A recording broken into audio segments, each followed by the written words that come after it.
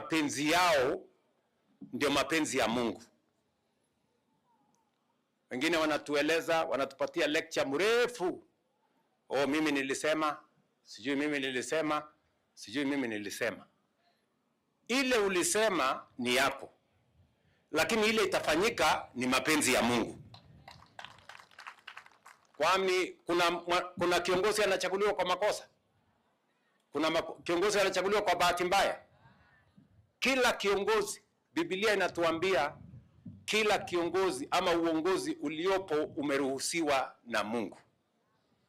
Kwa hivyo hata uwe na ushawishi kiasi gani ama uwe na mambo kiasi gani, wewe hautaamua, ni Mungu ataamua.